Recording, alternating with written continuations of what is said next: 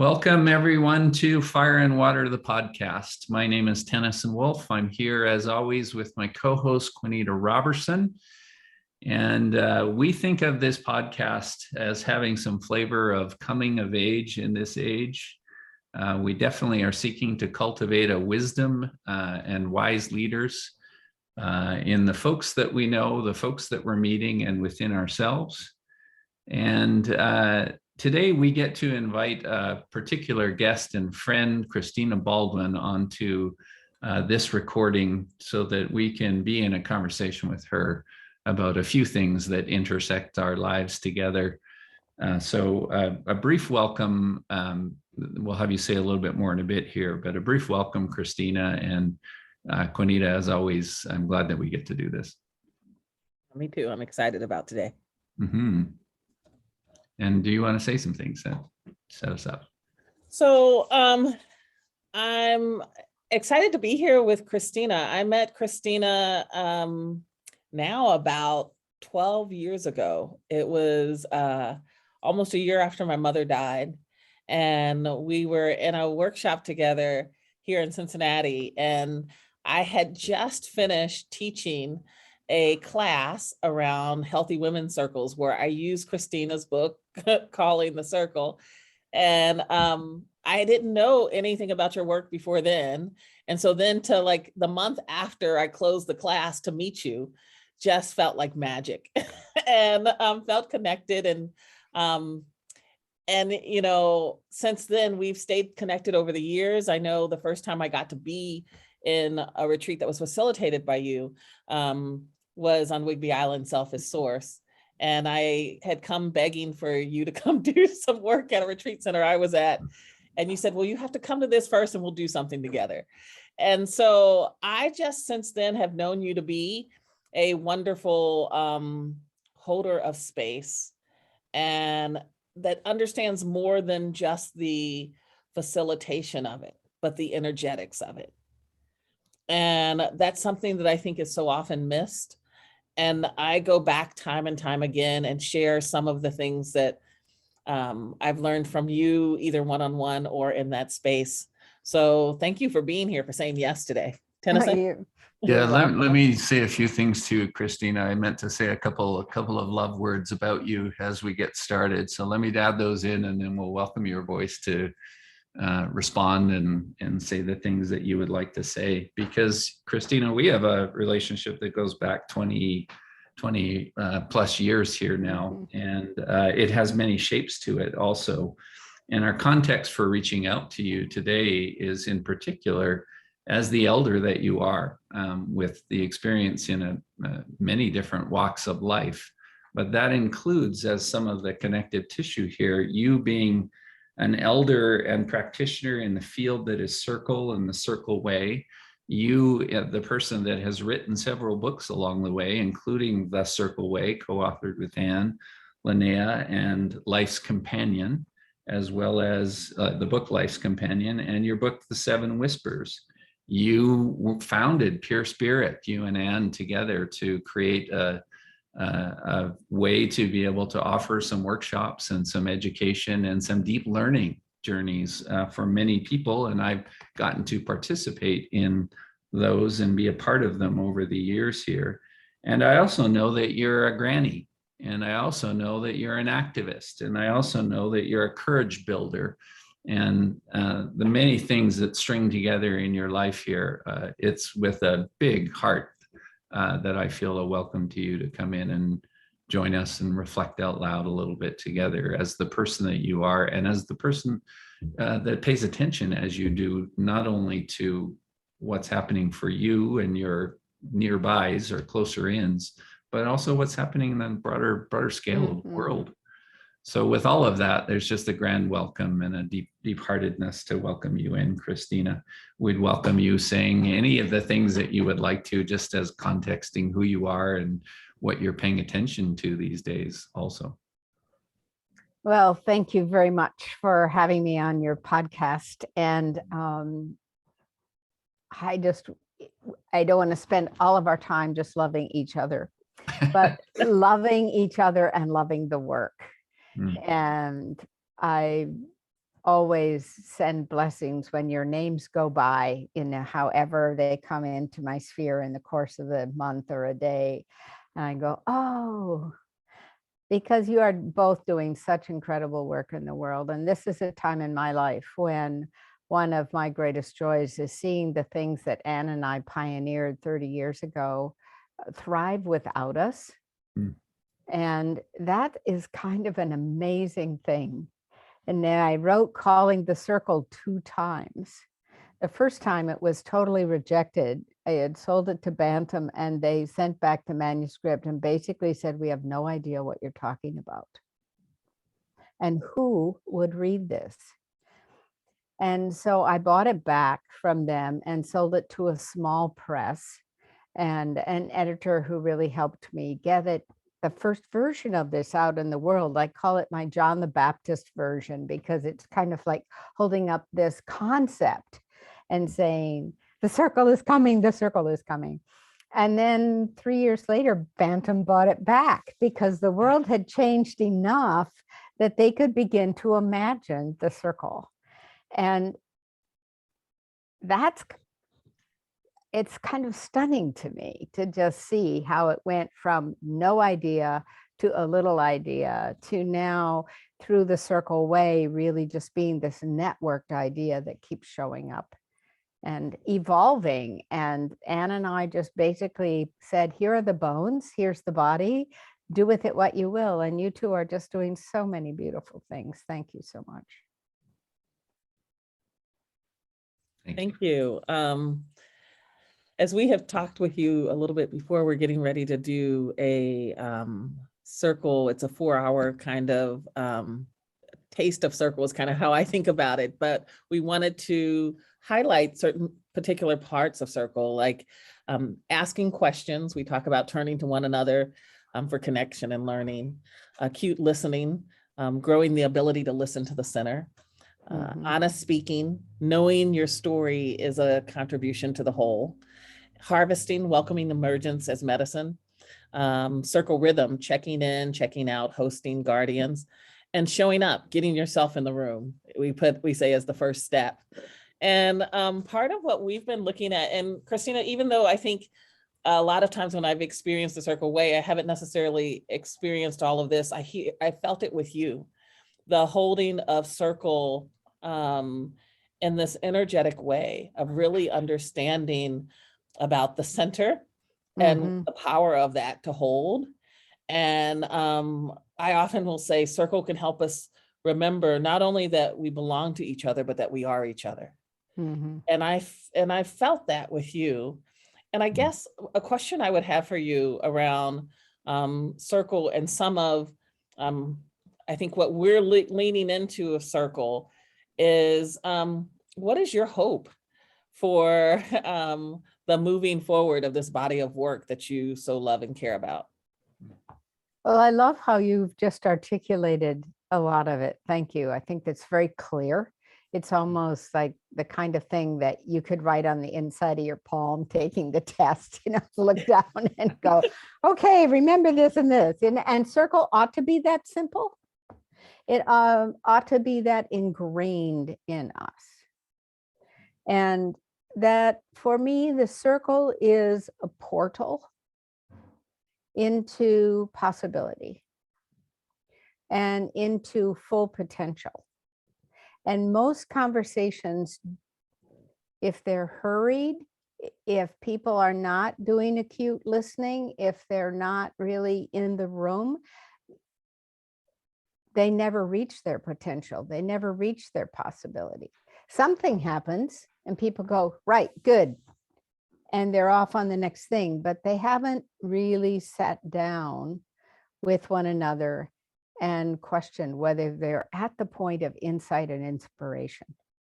And so for me, my aspiration for Circle is that it really provides an alternative vibrational space. And the rhythm of Circle, the checking in, the raising the question, the timing, the calling for a pause, using guardianship to institute breath and pause throughout the conversation keeps it at a pace where that potential and possibility can really, and it's too many P words, but become a participant in the process, right? Potential, possibility, participant, process. I mean, it's like you just get it. And that when that happens, the circle wakes up not only in the center, but in the center of each participant. And we remember how to be like this with one another. And if we stop practicing, that goes out of the world. We just become, frenetic texting machines and messaging each other. And we see eruptions of violence and behavior that surprise us in ourselves and in each other. Christina, I'll follow up on that one a little bit. You're talking, you're naming some of the story, a 30-year story in your own association and practice with Circle, trying to create a pattern, trying to invite a pattern, and talking about the bones, like we want to find the bones and then add just enough flesh onto that. I imagine that over the years, you have found that your sense of the bones has maybe grown or maybe simplified. I'm kind of curious to hear what you say about that now, knowing that what we've already set up here is an attempt to try and like get to the juiciest of stuff in this workshop is an example of it, right? Like get to the juiciest of stuff that like encourages or invokes it right now. We can be circly with one another right now without being too darn teachy with one another. There are some behaviors that just seem to call out more of a genuine, authentic quality of listening and speaking and sharing with one another. You've probably had some movement on those bones along the way. What do you have to say there? The bones move in terms of whether we're dancing or crawling, and there have been times in conflict where we've been crawling and times we've been dancing in joy.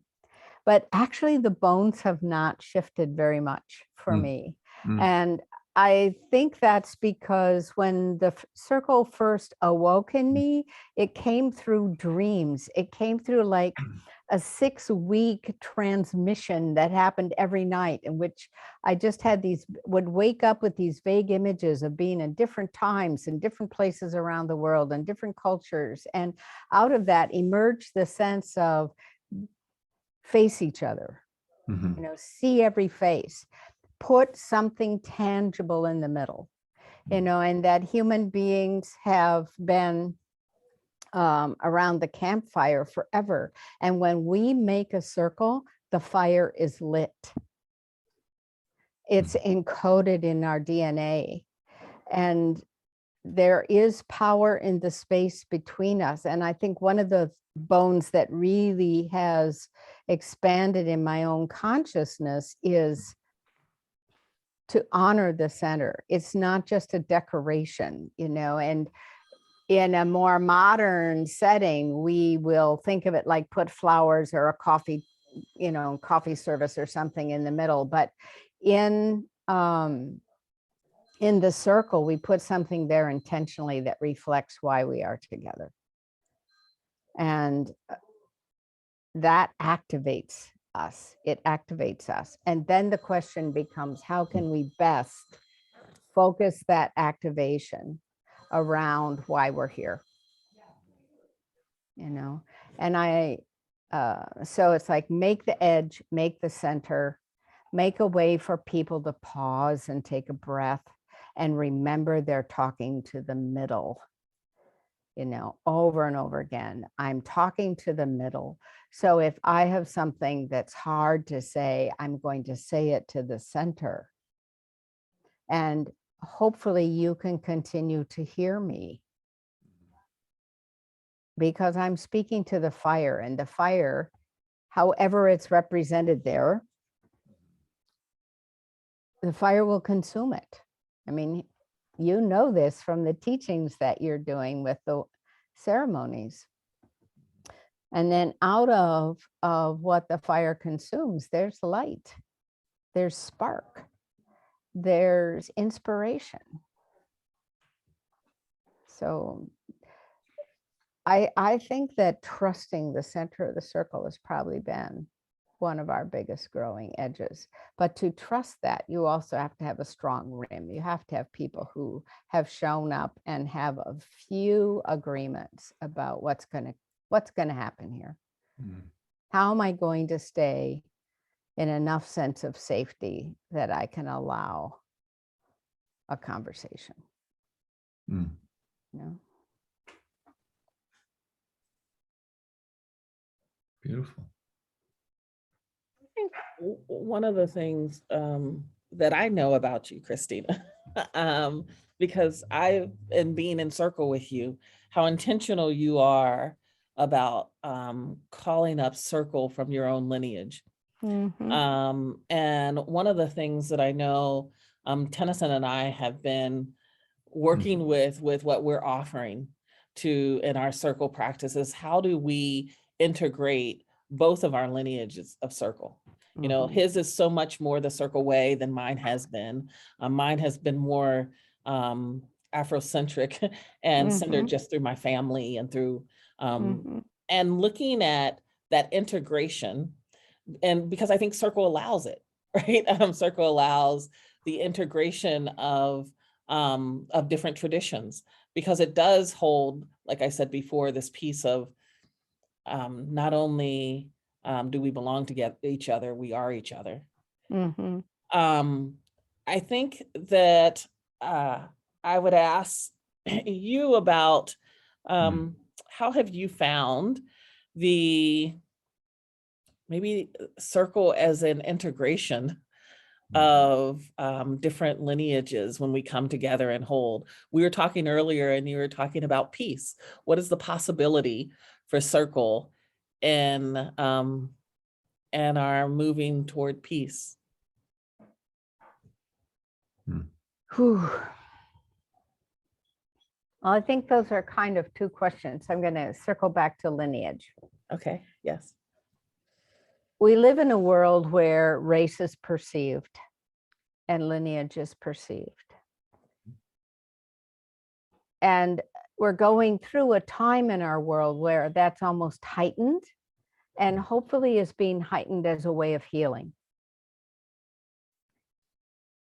Anne and I, being two white Northern European women, really starting this work before the internet.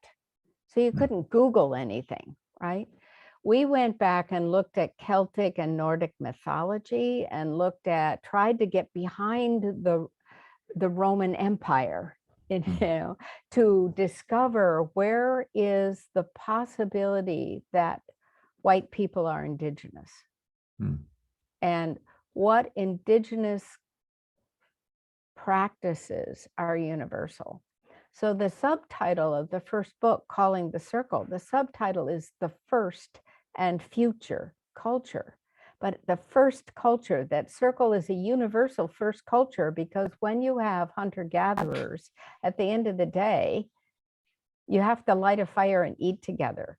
And out of that grew social constructs that allowed you to develop identity, that allowed you to support women and children and babies and elders, and then to take care of each other.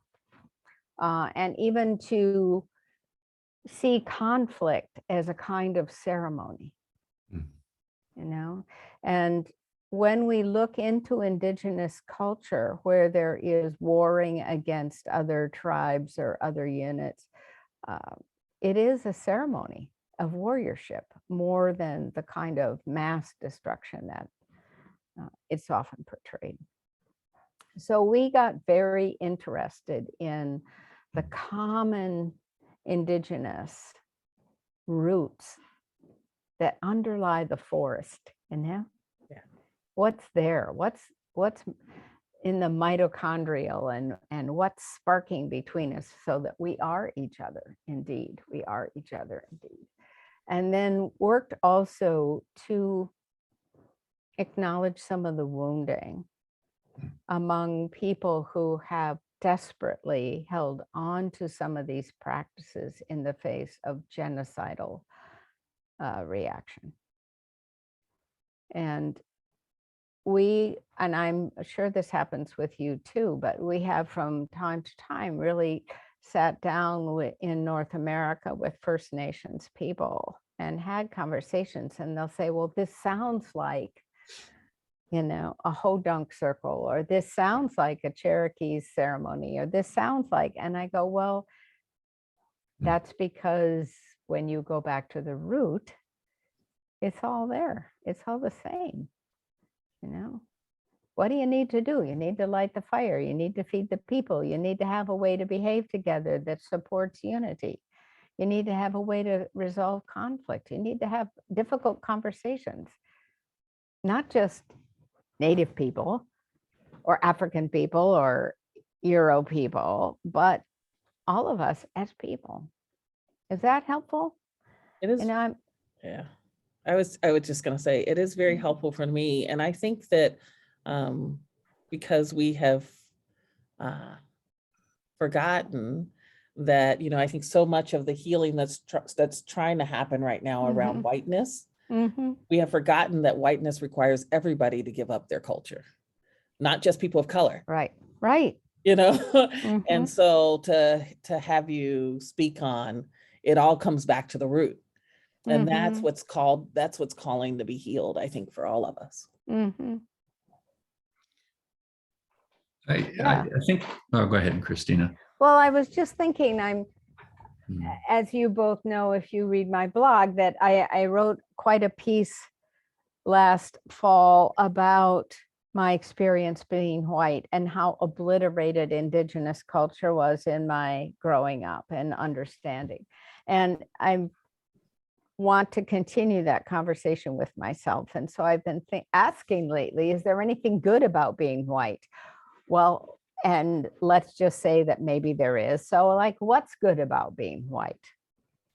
And it's a very complex question for exactly the reason you're speaking, Juanita, which is like, well, what does that mean, being white? You know, where is white tradition? And how do you find Indigenous rootedness in whiteness that gets behind sort of this tsunami of just consumerism and domination that we're living in right now?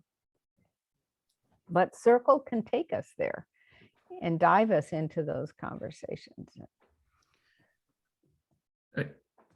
I'll jump in because part of how I can hear that, Christina, and I'm real time reflecting into, and then there's this group of people that I get to be with or work with or have asked me to come in and do something that they're not even quite sure how to ask for, kind of stuff. I lead so often with Circle. I lead so often with at least one version of what's behind that. We need connection with one another. We need relationship with one another. Our relationship is our robustness, or our robustness is found in our relationship. You know, I have some favorite things to say there that are genuine and real. And I know others have some ways of saying that also. But I think that the link that I make back to, it's somewhere in the words that you're sharing, Christina. I think we're trying to build ritual around listening, or reclaim ritual around listening. And, you know, I like that kind of language, and because I like ceremony and I like ritual and I like depth of journey and, you know, all of those things. And Juanita, you and I get to hold people in the naturalness of that. Like, people sign on for that with us in many of our contexts here. But then there's these other contexts where it's like, we don't we listen. What do you mean listening? And what do you mean taking turns? Or what do you mean passing a piece? And without going into full-on circle description, I think what's happening is we're actually re-ritualizing listening with one another. We can actually listen in a different pace, or for what's in the center, as you described earlier. That gets me excited. And there's depths of layers that are there that aren't always the things I'm going to speak out loud with the people I'm with. It depends, who they are. I hope that I'm discerning well for what to say and maybe what's not to say in some of those circumstances. But that ritualizing listening, I think I'm speaking as a human being right now, with some awareness of the bigger picture and what's the bigger pattern that we find ourselves living in, without needing to come up with a fix, but just come up with a commitment to whatever the scale is that's in front of me, whether it's a group or me talking with my neighbor. We're ritualizing listening at the layer of listening with and to others, listening to self. Like sometimes we can't even find who we are unless we're in company with others to sort of put some stories and wonders out loud, and then listening to the spaces between. Like I'm getting a little soapboxy with this message right now, because I think it's the excitement of a really broad and quite complex series of interlinked human dynamics and so forth. And just saying, we need an overarching narrative and invitation. What if we could improve our quality of listening at all of those layers? Oh my gosh, how might that change who we are and what we do in the world? Those are things I get excited about. Well, I want to get excited with you about the overarching narrative, because I'm aware how we get jerked around in and out of different narratives right now. And at the time that we're talking, the narrative that we're looking at is about Ukraine. And I have to say that I feel like a kid in first grade raising my hand going, but Afghanistan, we moved on. It's like they got 2 weeks of global attention, 2 weeks of story, and then poof, and in the capacity we have now for global story catching, the eye of attention is like constantly roving. And I'm going, where is it that we sit down with the deeper pause and take a look at what is causing pain, what is helping resilience, where is suffering, where is relief from suffering in the overarching story, and can Circle help us attend differently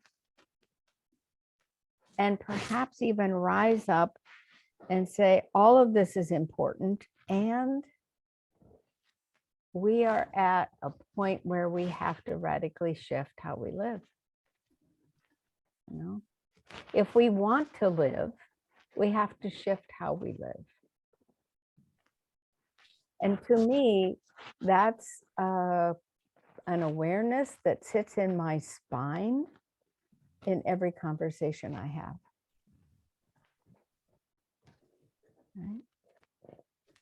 I'm saying to my 17-year-old grandson, my definition of life purpose is where who you are intersects with what the world needs you to be, needs from your life.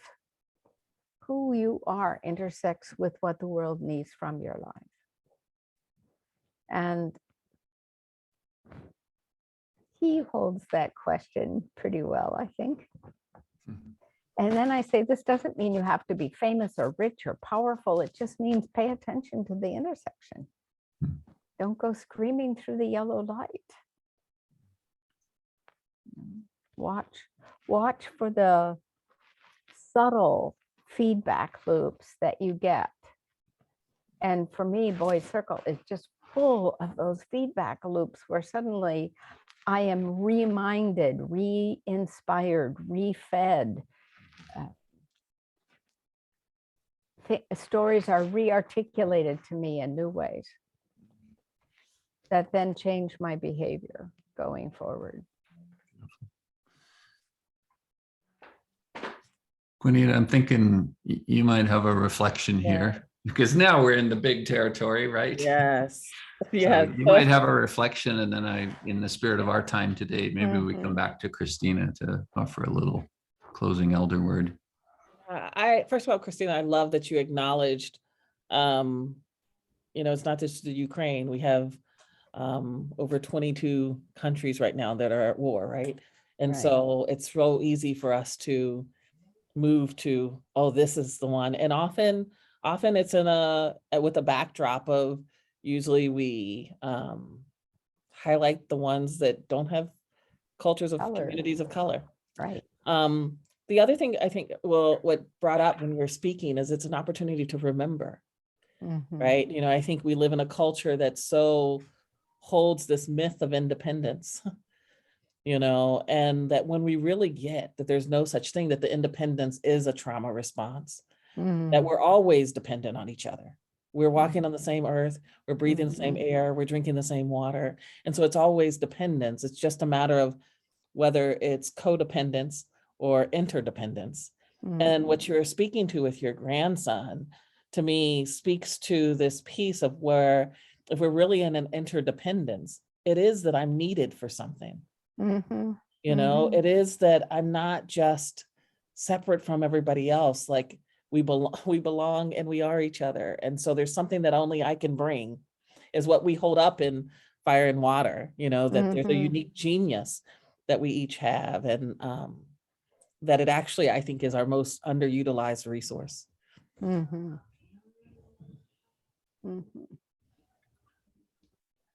Christina, in the scope of today, this conversation and the reality of a recording and the awareness of these kind of conversations are meant to go on in other places and ripple out and all of that kind of stuff. You offer wisdom, whether it's with grandson or communities or some of the places that I've known you along the way here. What's some of the, in a parting way here, some of the, essence wisdom that you want to re-invoke and encourage? Well, that's people? easy. One of the things I would do is quote Tennyson Wolfe to Tennyson Wolfe. Oh, Which is about do your part. Yeah. And maybe this is something that we dreamed up together, but it's like, do your part and the rest of it is none of your business.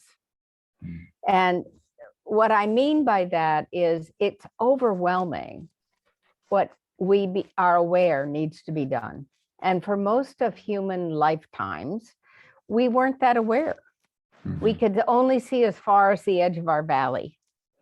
And now we can see the whole world. So what needs to be done looks bigger and bigger and bigger. So I just say to myself, do my part over and over and over again as I age. And the rest of it is none of my business, because it's somebody else's business. And it's also spiritual business. It's the business of whatever that is that holds this little planet together, sort of the spiritual atmospheric layer. And that is activated and is always activated. And so then it calms me down.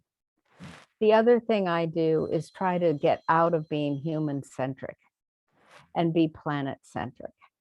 And I go out and I stand by water. I go out and I hold rocks in my hand.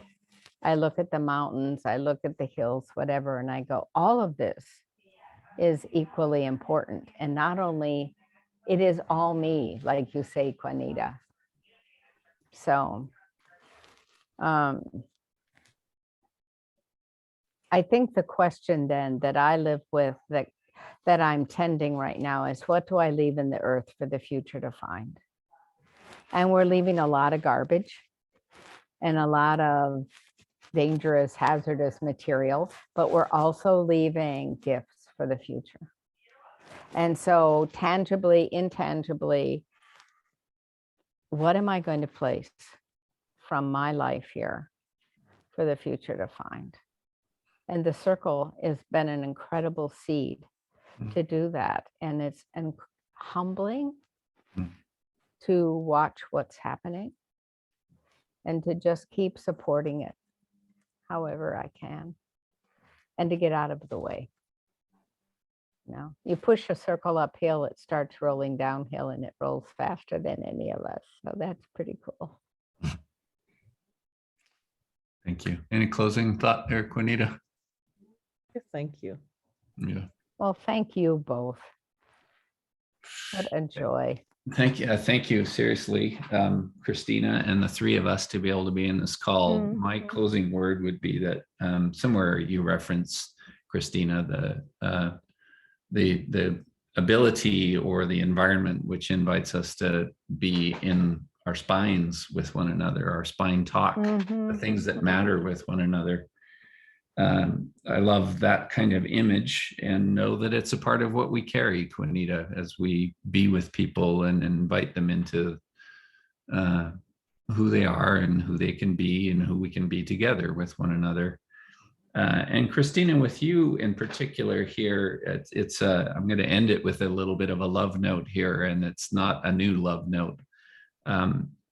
Something I feel a forever gratefulness with you. For the pattern that is Circle, that has included everything from formalities of workshops and things like that, but also into just patterns of how we interact as family, as loved ones, as neighbors.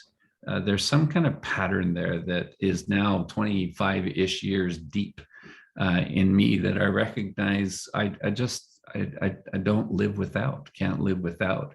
So there's something about all of that pattern that you were standing for many, many years ago that has rippled out. And I'm really glad for the way that it lives in me.